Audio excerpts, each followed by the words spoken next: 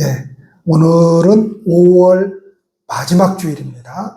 벌써 2025년도 시작한 지가 엊그제 같은데 벌써 반이 다가오고 있습니다. 오늘 우리가 지금 계속해서 누가복음 주일날 낮예배 때 말씀을 나누고 있는데 오늘 6장 말씀을 통해서 12제자를 사도로 이 말씀 나누도록 하겠습니다. 오늘 말씀 보니까 12절에 이때에라는 말로 시작을 하고 있습니다. 이때라고 하는 것은 지금 이 12제자를 세우는데 이때라고 하는 말이에요. 이때라고 하는 말은 어떤 말인가 하면 예수님께서 안식일을 범했다고 유대인들에게 핍박을 받을 때입니다. 근데 그 핍박 정도가 굉장히 고조되었을 때. 근데 예수님께서 그 안식일 날 안식일을 범했다고 이렇게 했는데 그 범한 안식일이 무엇인가 하면은 두 가지인데, 하나는 그 밀밭 사이를 걸어가다가 그 밀을 이렇게 비벼서 먹었다고. 이걸 그러니까 유대인들은 어떻게 봤는가 하면 안식일 날 추수를 하지 말아야 되잖아요. 일을 하지 말아야 되는데 추수를 했다고. 그래서 예수님을 이제 핍박을 하고, 또 한 가지는 이제 마른 사람을 이렇게 이제 병을 고쳐줬다고. 이제 마른 사람이라고 하는 것은 뭐 몸이 말랐다는 것이 아니고 피가 그러니까 정상적이지 않는 그런 이제 환자인데 그걸 안식일 날 고쳐 주었습니다. 그러니까 이 핍박 정도가 굉장히 고조된 그때에, 바로 이때에 예수님이 많은 제자들을 불러서 12제자를 사도로 세웠다. 그리고 나서 오늘 말씀 보니까 예수님이 어디로 갔다 그럽니까? 기도하러 산으로 가셨다. 이렇게 말씀을 하고 있습니다. 기도하러 산으로 예수님께서 가셨다. 그러니까 그 본인의 사명을 감당하기 위해서도 이 기도하러 그렇게 늘 산으로 가셨는데, 우리가 신앙생활하면서 예배도 드리고 봉사도 하고 찬송도 하고 뭐 여러 가지들을 합니다. 근데 그 가운데 이제 기도가 있죠. 기도가 있는데 제일 힘든 것이 기도입니다. 여기서 제일 힘든 것이 기도라고 하는 것은 무슨 대표기도, 사실 대표기도도 힘들죠. 많은 사람들 앞에 나와서 한다는 것이 힘든 건데 그걸 말하는 게 아니고 기도하며 살아간다는 것 자체가 힘듭니다. 왜 힘든가 하면 다른 신앙의 형태들은 내가 조금 열심을 내야 되겠다, 좀 마음을 먹으면 할 수 있는 것들이에요. 예배도 드리고 좀 봉사도 하고 다 할 수 있는 것들입니다. 근데 기도가 안 돼요. 기도가 안 된다는 소리는 그래서 그 많은 분들이, 그 유명하신 분들이 책을 쓰면서 그런 내용을 썼죠. 기도는 노동이다, 이런 말을 썼거든요. 그러니까 기도 좀 하면은 막 진이 다 빠져나갑니다. 얼마나 힘든지 몰라요. 그래서 힘들어요, 사람. 그래서 우리가 다른 신앙의 형태들은 잘하는데 기도가 힘듭니다. 그런데 예수님께서도 자기의 사명을 감당하기 위해서 그렇게 매일같이 기도를 했다면 저와 여러분들은 더 얼마나 기도해야 되지 않겠느냐라는 것을 배우게 됩니다.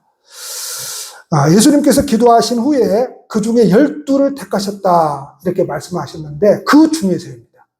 그러니까 많은 남자와 많은 여성들이 예수님을 따라다녔죠. 사실 우리가 예수님을 믿고 이렇게 살아간다는 것 자체가 큰 복이죠, 여러분. 정말 이것이 복입니다.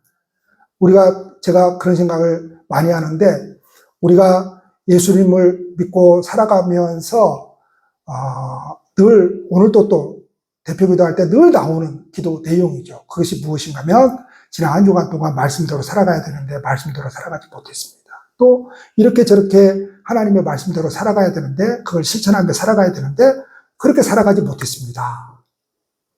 끊임없이 우리가 하나님 앞에서 나와서 기도하는 내용은 뭡니까? 하나님 앞에선 내 모습이 부족하다라고 하는 것을 고백하지 않을 수 없죠. 근데 여러분, 이게 중요한 겁니다. 우리가 하나님께서 요구하시는 신앙의 내용에 대해서 늘 실패하고, 그래서 좌절을 느끼고 낙심하고, 근데 그 어떤 것보다 중요한 것은 그럼에도 불구하고 예수 믿고 살아간다는 것 자체가 여러분 복입니다. 다른 게 복이 아니에요.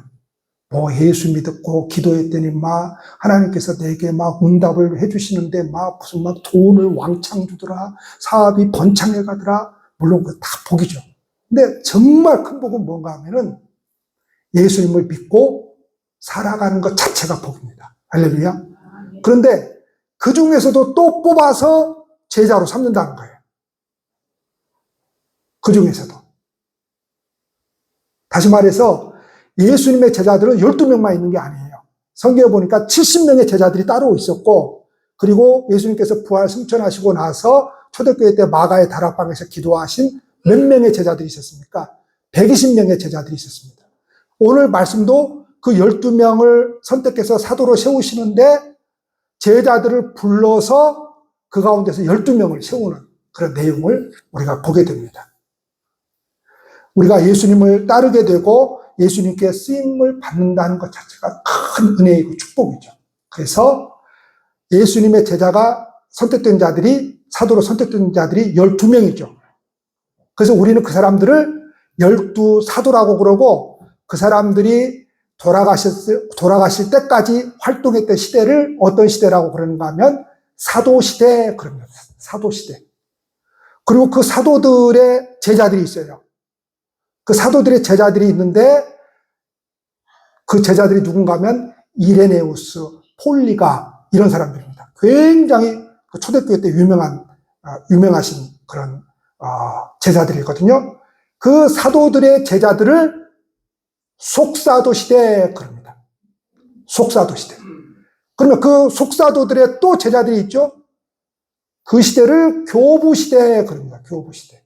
그래서 이렇게 쭉 나와 있어요. 그러니까 이 사도들이 얼마나 중요한지 모르죠. 그래서 오늘 이 12명의 사도들을 간략하게 우리가 말씀을 나누면서 우리가 교훈받고자 하는 것이 있습니다. 첫 번째 사도는 베드로와 안드레입니다. 예수님께서 12명을 선택하시고 그 중에서도 3명씩 4그룹으로 나눕니다. 그 첫 번째 그룹에 속한 사람들이 베드로, 야고보, 요한이거든요.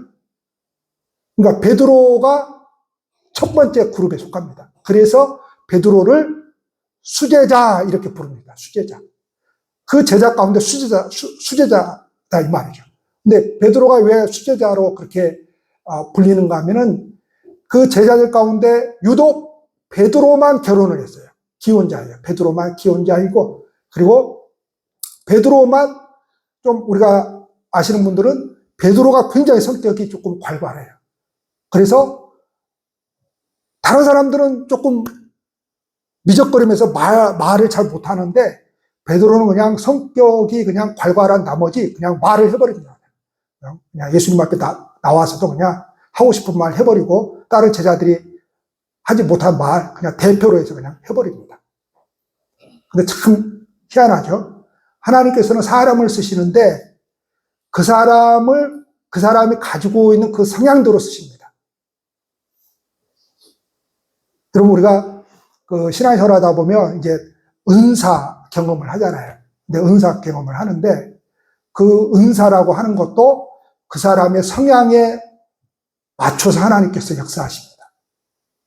소위 말해서 나는 전혀 방언의 은사 막 그런 성향이 아니야. 그런 성격이 아니에요. 막 사람들 앞에서 막 그렇게 그러면 그런 분들에게는 하나님께서 그런 은사로 역사하지 않습니다. 그렇게 하지 않는다고 해서 그 사람이 성령을 못 받았다거나 하나님의 자녀가 아니라는 게 아닙니다. 하나님은 그 사람에게 맞게 나타내 주셔요. 그래서 여러분, 우리가 만약에 100명이 모여서 우리 교회에서 하나님을 섬긴다면 100명이 만난 하나님이 다 다릅니다. 다 다릅니다. 똑같이 만나주시는 하나님이 아닙니다. 그러면 하나님이 얼마나 재미가 없는 하나님입니까? 다 다르게 만나주시니까 하나님이 위대하신 분입니다. 그래서 베드로가 그 성향대로 그렇게 쓰임을 받는 것이죠. 근데 여기서 말하는 안드레는 베드로와 형제인데 안드레는 어떤 사람이에요? 이 사람은 나타나지를 않습니다. 나타나지를 않아요. 이 사람은 뭘 잘하는 사람인가 하면 연결을 잘하는 사람입니다. 교회에서 이런 사람이 필요합니다. 베드로와 같이 뭐예요? 말하는 사람도 필요해요. 여기서 말한다라고 하는 것은 뭐예요? 다른 사람을 죽이는 말 아니잖아요. 그런 말이 아니잖아요. 근데 안드레는 연결하는 역할을 잘하는 사람입니다. 연결하는 역할. 그래서 성경에 많이 나오지도 않아요. 안드레에 대해서 두 가지 정도 나오는데, 하나는 어떤 사건에서 나오는가 하면은 오병이어 사건, 5,000명을 먹이신 사건에서 보리떡 5개와 물고기 2마리를 가지고 있는 아이를 누구에게 데리고 와요? 예수님에게 데리고 온 사람이 안드레입니다. 교회에서 이런 분들이 필요해요. 교회에서. 이런 분들이 있으면 교회가 어떻게 돼요? 마치 윤활유가 부어져서 마치 잘 돌아가는 것처럼 그렇게 교회가 평안하게 돌아가고, 교회가 뭐예요? 찌그덕거리는 것이 없이 잘 돌아가죠. 그런데 베드로와 같은 성격을 가지고 그런 사람들이 한두 명이 막 자기 하고 싶은 말 다 해버리고 큰 소리 치고 그러면, 이런 연결해 주는 사람이 없으면 어떻게 되는 거예요? 교회가 시끄러운 거죠. 교회가 시끄럽습니다. 두 번째로 야고보와 요한이 있어요. 이 야고보와 요한은 형제입니다. 형제인데, 성경에 보니까 이 야고보와 요한은 정말 큰 야망이 있어요. 자기 어머니를 시켜가지고, 그래서 뭘 요구합니까? 예수님에게. 네, 당신의 나라가 임하면 하나는 좌의정을 시켜주시고 하나는 우의정을 시켜주십시오. 이걸 요구했던 사람들 아니에요. 어머니까지 동원해서. 이게 무슨 말인가 하면, 제자들은 하나님의 나라라고 하는 것을 이 땅에서 실현되어지는 나라로 이해를 했어요. 여러분, 하나님의 나라는 이 땅에서 실현되어지는 나라가 아닙니다. 덧붙여서 말씀드리면, 우리가 성령을 받고 우리가 하나님을 믿는다고 해서 하나님의 자녀가 된다고 해서 이 땅에서 완벽한 존재로 변화되어져 가는 것이 아닙니다. 그런 게 아니에요, 여러분. 그리고 우리가 점점점 더 지키지 못한 것을 더 잘 지켜가는 사람으로 만들어가는 것이 아닙니다, 여러분. 대부분의 많은 사람들은 신앙이라고 하는 것을 그런 식으로 가지고 있어요. 그래서 이 땅에서 뭔가를 이루어내는 것이 하나님의 나라로 생각을 하고 있어요. 그게 하나님의 나라가 아닙니다. 하나님의 나라는 끊임없이 말씀 앞에 선 내 모습이 하나님 나라에 적합하지 않는다라고 하는 것을 알고 나를 부인하고 누구만을 요청하는 나라예요? 예수만을 요청하는 나라입니다. 그런데 야고보, 요한, 이 사람들뿐만이 아니고 다른 제자들도 마찬가지예요. 근데 선수를 친 거죠, 이 야고보와 요한은. 예수 당신이 우리나라를 로마의 식민지에서 해방을 시키고 당신이 이 나라의 왕이 되면 하나는 좌의정, 하나는 우의정을 시켜달라는 거죠. 그러니까 이 사람들이 그렇게 열심히 예수를 따라다녔던 이유는, 이 제자들까지도 예수를 따라다녔던 이유는 뭡니까? 바로 이 땅에서 자기들이 차지하고자 하는 권력을 위해서 따라다니는 거죠. 그래서 시몬이라고 하는 제자는 항상 품에다가 뭘 가지고 다녔습니까? 칼을 가지고 다녔죠. 소위 말해서 혁명을 꿈꿨던 그런 사람입니다. 당연히 그 혁명이라고 하는 것은 로마를 대상으로 해서 이스라엘을 해방시키는 그런 꿈을 꿨던 그런 사람들이죠. 근데 여러분, 참 묘합니다. 야고보와 요한이 그렇게 예수를 통해서 이 세상에 어떤 야망을 품었다라고 한다면, 그들이 후에 성령을 받고 나서 야고보는 어떤 인생을 살게 됩니까? 사도행전에 가보면 첫 번째 기독교회사 순교자의 이름이 올라갑니다. 야고보가.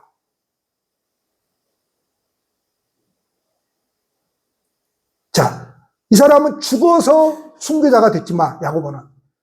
요한은, 세례 요한이 아닙니다. 여기서는 사도 요한입니다. 이 사도 요한은 어떤 사람입니까? 바로 죽어서가 아니고, 살아서 순교자가 된 사람. 살아서. 온 인생을 다 산 사람입니다. 거의 90세까지 산 사람이거든요. 그래서 나중에 반모섬이라고 하는 곳으로 귀양이 보내져서 그곳에서 계시를 받고 요한계시록을 기록한 사람이 이 사도 요한이고, 요한 1, 2, 3서를 기록한 사람이 바로 이 사도 요한입니다. 그러니까 이 두 사람이 얼마나 그 성격이 괄괄한 사람들인가 하면, 이 야고보와 요한도 막 예수님을 반대하는 사람들이 오니까 예수에게 뭐라고 그럽니까? 예수님, 저놈들 그냥 당신 기도 한번 하면 막 빵도 만들어주고 뭣도 만들어주는데 저놈들 그냥 기도 한번 해가지고 그냥 하늘에서 그냥 번개가 쳐서 그냥 다 죽여버립시다. 한 사람들이 바로 이 사람들입니다. 근데 이 사람들이 성령을 받고 나서 변화되어서 순교자의 삶을 그렇게 살게 된 것이죠. 놀라운 것이죠. 그래서 우리가 신앙으로 살아가는 것은 우리의 힘으로 되지 않는데 하나님께서 우리를 통해 쓰시면 우리가 그렇게 될 줄로 믿습니다. 할렐루야. 자, 빌립과 바돌레마가 나옵니다. 여기서 말하는 빌립은 너무너무 신중한 사람이었습니다. 그래서 그 많은 5,000명을 먹이려고 할 때에 딱 머리가 돌아갑니다. 얼마가 필요합니다. 그 사람이 이 사람입니다. 교회에는 여러분 이렇게 신중한 사람이 필요합니다. 베드로와 같은 막 소위 말하는 믿음으로 합시다 하는 사람도 필요하지만 빌립과 같은 사람이 필요합니다. 자, 베드로는 뭐 어떤 생각이에요? 믿음으로 하면 되죠. 밀고 나갑시다. 그러면 하나님이 도와주실 것입니다. 이런 사람도 필요해요. 근데 여러분 보세요. 무조건 그냥 하나님이 도와주실 것입니다. 믿음으로 합시다. 한다고 해서 그게 믿음이 아닌 겁니다. 그런 사람이 있으면 그걸 다시 한번 생각할 수 있도록 어떤 사람이 필요해요? 신중한 사람이 필요합니다. 어떤 사람이요? 이렇게 건축을 하려고 하는데 이게 계산을 해보니까 얼마가 들겠는데요? 이렇게 제시하는 사람이 필요한 거죠. 그래서 뭘 맞추는 겁니까? 균형을 맞추는 거죠. 균형. 그래서 균형과 조화를 맞추는 겁니다. 그래서 믿음은 뭐예요? 균형과 조화를 맞추는 겁니다. 여러분, 신앙이 이렇게 왜곡되어서 가면 안 됩니다. 편협되어져서 가면 안 됩니다. 나는 그냥 기도파야, 기도만 하고 살 거야. 그냥 기도만 하고 살아가면 그게 좋은 신앙이냐? 정말의 말씀입니다. 그게 좋은 신앙이 아닙니다, 여러분. 나는 그냥 하나 선교하라고 했으니까 나는 그냥 선교만 하고 살 거야. 이게 좋은 신앙이냐? 그러지 않습니다. 신앙은 여러분 무엇인가 하면 우리가 살아가는 삶의 현장에서 부서지고 깨지고 코피나고 무릎 터져서 그런 데서 발견되어지는 것들입니다. 그런 실패들이 없이 신앙이 좋은 신앙으로 성장한다고 여러분 절대 생각하면 안 됩니다. 한 아이가 서서 걸어가기 위해서는 몇 번을 넘어진다 그럽니까? 1000번을 넘어져야 된다 그러잖아요. 1000번. 그래서 걷는 거예요. 근데 여러분, 죄로 물든 인간이 하나님에 대한 믿음을 가지고 하나님만 섬기면서 하나님 제일주로만 살아가려고 할 때에 몇 번의 넘어짐이 있어요? 1000번의 넘어짐이 있어요. 수 없는 넘어짐을 통해서 하나님을 깨달아 알아가는 거죠. 하나님을 깨달아 알아가는 거예요. 바로 빌립이 그래 신중한 사람이었다면 여기서 말하는 빌립과 바돌레메는 누군가 하면은 나다나엘입니다. 나다나엘. 이 나다나엘이 어떤 사람이에요? 교회를 조금 다니신 분들은 나사렛에서 무슨 선한 것이 날 수 있겠느냐 이 말을 한 사람입니다. 이 사람은 솔직한 사람입니다. 자, 보세요. 지금은 여러분들이 이제 이스라엘 성지순례 가시면 그 갈릴리 호수가 얼마나 큰지 모릅니다. 그래서 성경에 보면은 막 폭풍을 만나가지고 막 배가 막 어떻게 되려고 하는 그런 상황 가운데서 막 이야기가 있잖아요. 그 정도로 큽니다. 지금은 이제 가보시게 되면은 막 호텔 들어서고 막 완전히 휴양지입니다. 너무 좋은 거죠. 근데 2000년 전에 갈릴리 호수라고 하는 곳은 그 나사렛 그 지역에 있으니까 갈릴리 호수라고 하는 곳은 소위 말해서 이 세상에서 밀리고 밀린 사람들이 모여 사는 곳입니다. 소위 말하면 거기에 사는 사람들이 다 그러겠습니까만은 밀리고 밀려서 거기로 모여든 거예요. 다시 말하면 자꾸 개발을 하잖아요. 웅천동도 지금 제가 22년이 됐거든요. 22년이 됐는데 여기 웅천동에 웅천교에 온 지 22년이 되었는데 2003년에 왔는데 2007년인가? 한 2005년도부터인가? 하여튼 뭐 해가지고 그때부터 개발을 하기 시작했거든요. 아직도 다 안 끝났잖아요. 건물 지금도 마지막 하고 있잖아요. 근데 여기에 원래 살고 있는 5개 마을이 있어요. 그러면 여기에 살고 있는 사람들이 다 아주 많은 보상을 받고 다 아파트 사고 다 그냥 집 짓고 살아가느냐? 그렇지 못합니다. 땅이 조금 있는 사람들은 그런 대로 보상 받아가지고 아파트도 살 수 있었던 사람들도 있을 것이고 땅 사가지고 집 지어가지고 사는 사람도 있어요. 그런데 다른 논밭 없고 그냥 조그맣게 그냥 집 하나 그냥 옛날 시골집 하나 가지고 있는 사람들은 겨우 땅 하나 받은 거예요. 그리고 집을 못 짓는 사람도 있어요. 그러니까 그런 경우입니다. 그런 사람들은 서울도 마찬가지고 판자촌이 왜 생기는 겁니까? 밀리다 갈 곳이 없는 곳이 마지막 그곳이 판자촌이잖아요. 갈릴리 호수 지역이 그런 곳입니다. 그러니까 5천 명이 따라다녀 4천 명을 먹여 이런 기적들이 왜 나온 거예요? 이 사람들이 막 믿음이 좋아서 따라다니는 거예요. 이 사람들이 예수님의 말씀이 너무 좋고 꿀송이 같이 좋아서 그렇게 따라다니는 거예요? 아니요. 그렇게 가서 1시간 들어주면 뭐 줘요? 초코파이 줍니까? 지금 우리나라 군대가 지금 달라진 게 있답니다. 뭐가 달라진 게 있는가 하면은 교회를 10번 나오면 군대에 있는 교회요. 훈련생이 또는 병사가 교회를 10번 출석을 하면 휴가 1일을 더 준답니다. 그러니까 옛날에는 교회는 돈이 없어요. 군성교육과 돈 없습니다. 교회는 어디든지 마찬가지예요. 교회는 돈이 없어요. 그러다 보니까 겨우 주는 것이 초코파이였대요. 초코파이. 근데 불교 있잖아요. 거기 또 가톨릭도 있고 종교가 다 들어와 있잖아요. 거기 가면 막 불교는 항상 뭘 주는 거예요? 피자 줄 때도 있고 햄버거, 거의 햄버거를 준다는 거예요.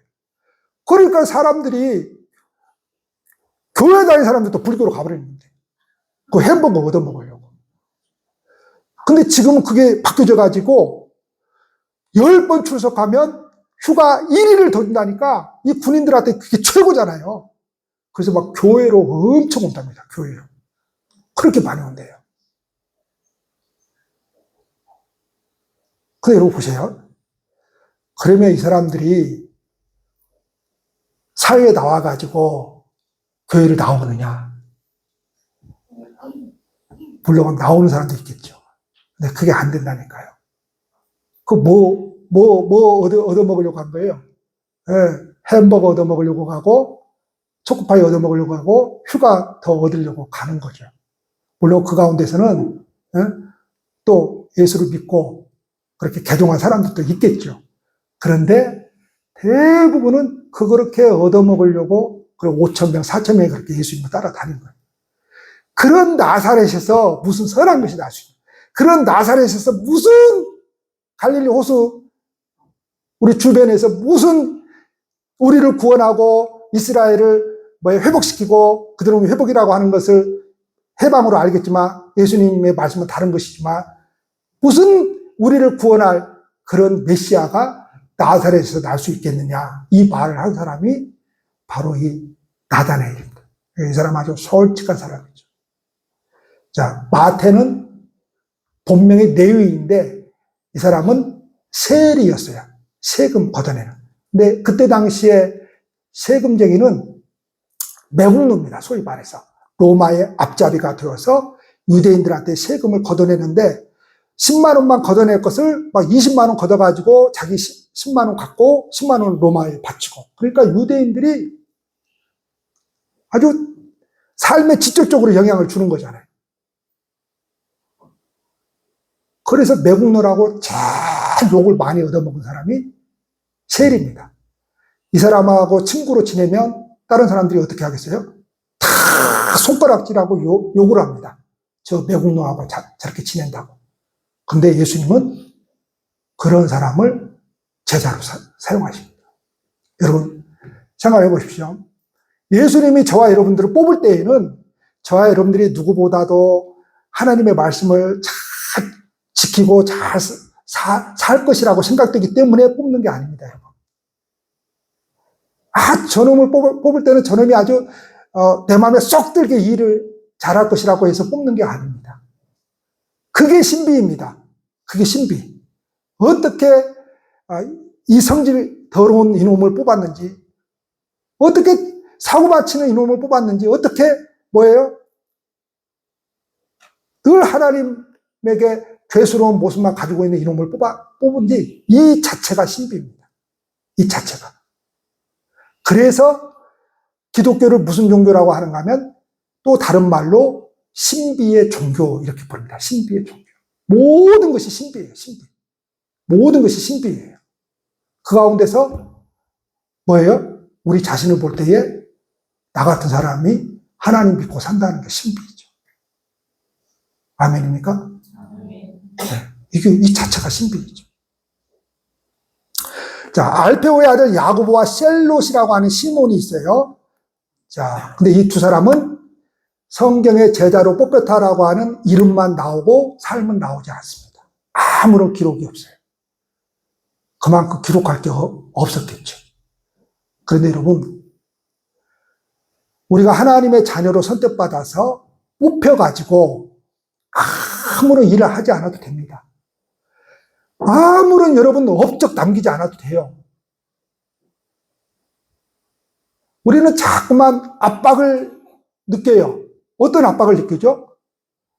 목사면 큰 교회로 만들어야 된다는 압박.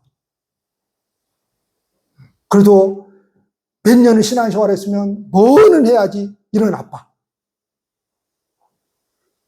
근데 여러분, 아무런 업적을 남기지 않아도 됩니다.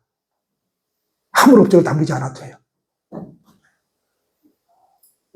이 사람들이 기록할 것이 없을지라도 예수님이 이 사람들을 제자로 선택하셨고, 이 사람들은 뭐예요? 평생 하나님을 예배하는 삶을 사셨습니다. 이게 중요한 거예요, 여러분. 평생 하나님을 잊지 않고 하나님을 예배하는 삶이야말로 최고입니다. 업적 남기려고 하다가 여러분 엉뚱한 방향으로 간 사람들이 얼마나 많습니까? 업적 남기려다가. 그래서 여러분, 나는 할 수 있는 것이 없는데요. 나는 뭐 할 줄을 모르는데요. 예, 할 수 있는 것이 없어도, 할 줄 아는 것이 없어도 뭐는 할 수 있습니까? 하나님을 나의 구원자로 삼고 그 하나님께 예배하는 삶을 살아갈 수 있잖아요. 할렐루야. 그 삶 살면 되는 거예요. 그 삶 살면 되는 거예요. 마지막으로 두 인물이 나옵니다. 이름이 똑같아요. 근데 한 사람은 야고보의 아들 유다이고, 또 한 사람은 우리가 잘 알고 있는 예수님을 팔아먹고 자살해버린 가룟 유다입니다. 자, 이름은 똑같은데 완전히 다른 삶을 삽니다. 유다는, 가룟 유다가 아니라 유다는 뭐예요? 예수님의 제자로 끝까지 남았지만, 가룟 유다는 예수님을 배신하고 가서 자살을 해버렸습니다. 여러분, 언젠가도 제가 말씀을 드렸듯이 기독교는 반성의 종교가 아닙니다. 반성의 종교가 아닙니다. 기독교는 무슨 종교예요? 회개의 종교입니다. 회개. 반성하는 게 아닙니다, 여러분. 기독교는 다시 말해서 우리가 설교를 들을 때에, 성경 공부를 할 때에, 말씀을 읽을 때, 우리가 지금 통독을 얼마나 많이 하고 있습니까? 말씀을 읽을 때에 그렇게 살지 못한 것에 대해서, 그렇게 행하지 못한 것에 대해서 반성하는 종교가 아닙니다.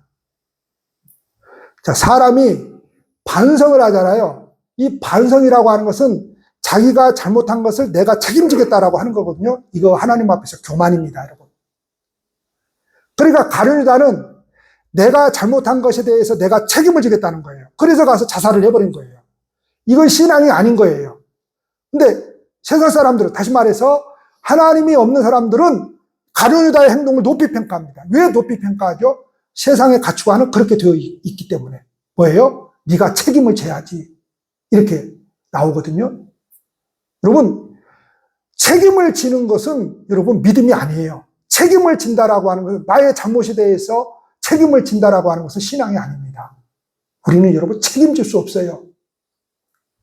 책임을 질 수가 없어요, 우리는. 우리는 다만 뭐 할 수 있는 사람들이에요? 그저 하나님 앞에 나아가서 회개할 수 있는 사람들입니다. 우리가 잘못한 것에 대해서 다 책임지라고 하면은 여기에 남아있을 사람이 있겠습니까? 없겠습니까? 전부 다 가서 가룟유다 2, 3세가 되어서 나무에 목매달아 죽어야 돼요. 다 죽어야 된다니까요. 그러니까 여러분, 반성으로 가는 게 아닙니다. 반성으로 가는 것은 하나님께서 요구하시는 신앙의 내용이 아니에요. 우리는 어느 방향으로 가야 돼요? 회개의 방향으로 가야 돼요. 회개의 방향으로 갈 때에 하나님께서 나를 받아주시고 그 회개의 방향으로 가는 길이 믿음이라고 성경 우리에게 가르쳐주고 있는 것입니다. 여러분, 자격 없는 사람을 제자로 사도로 삼으시는 그 예수님의 부르심이 너무너무 신비한 거예요. 정말 신비한 겁니다. 그러나 그것보다 더 중요한 것은 또 우리가 우리를 돌이켜 또 다시 하나님 앞에 살아가기 위해서 결단하는 것은 내 삶이, 내 심령이, 내 신앙이 예수님의 제자의, 예수님의 사도에 걸맞게 되는 것임을 이 한 주간도 기억하고 살아가시길 바랍니다. 설사 그렇지 못할 때에도 반성으로 가지 마시고 회개의 자리로 나아가시길 바랍니다. 또한 그와 같은 일이 우리 스스로에게 나올 수 없기 때문에 더더욱또 우리는 말씀과 기도의 자리로 나아가야 될 줄로 믿으시길 바랍니다. 기도하시겠습니다.